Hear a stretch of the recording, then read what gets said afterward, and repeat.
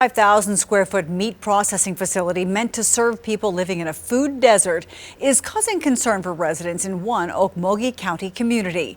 2 News Oklahoma senior reporter Sharon Phillips explains why they're concerned for their health and well-being. I have some really good neighbors, and we all have pretty much the same concerns.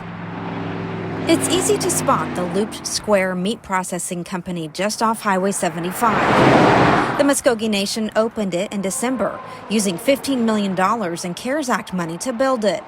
Ever since it opened, nearby homeowners have complained about a host of issues. We share fence line to fence line with them. Amy Thrower's property backs up to the facility, and one of her biggest concerns is the wastewater lagoon. They've put their lagoon on the opposite corner of where their meat processing plant is, and there is a creek that divides that. So they are sending whatever makes it to the kill floor and sending to the lagoon. Another concern, the plant's wastewater. We have a very high water table, and that is our water source for our home as well as our animals. Again, it's in the flood zone, and so the only plan that we've seen for the plant is that it will disperse on both sides of the creek. Whatever their final product is will get land applied on both sides of the creek, and ultimately is going to possibly end up in the creek and in our water. This is drone video provided by the group's attorney. It was shot in June and July of last year, showing a higher flow of water from Eagle Creek. There is concern flooding from that creek could endanger the integrity of the lagoons, among other concerns. Also from the air, shot with the 2 News drone, you can see just how close Amy's property sits to the meat facility and its lagoons. Just to the south of the plant is Rob Kimmery's land. He's also concerned about his property value tanking. I'm considering moving. I was planning on building a home on the back of the property here, and we've stopped that totally for right now. It's driving property values down, and that's what's going to happen. The facility not only includes a feeding corral, but a slaughterhouse, an open-air wastewater lagoons, and aeration. One of the most common routes of disease transmission is through your water, and many people out here use wells. Both Amy and Rob say they are extremely worried about air spray chemicals harming their family and livestock. I don't think people realize what's going on out here, and the tribe's been real secretive about it, but they can do pretty much what they want, obviously. Desperate for a solution, the town hired environmental attorney David Page.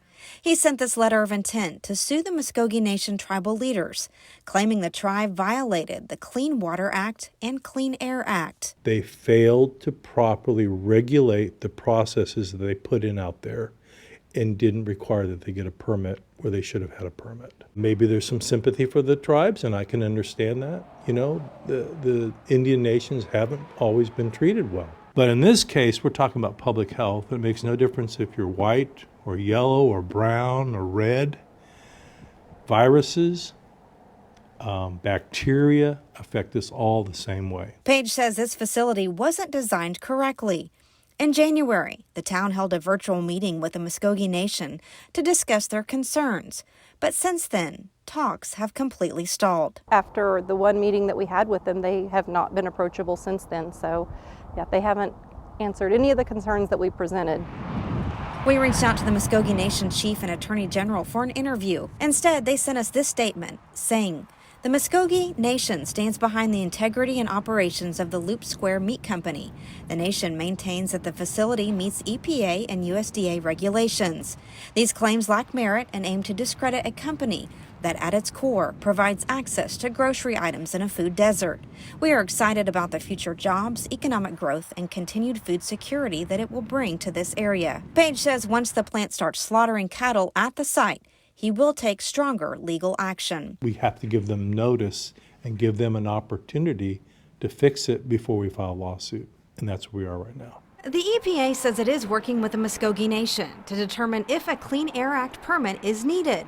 As for the Clean Water Act permit, they say the nation provided information to the EPA that the meat packing facility was designed to capture all wastewater and stormwater associated with industrial activity in a total retention lagoon with no discharge to waters of the United States.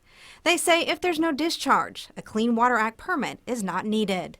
While a court battle appears to be looming, both Amy and Rob are left feeling their concerns have fallen on deaf ears.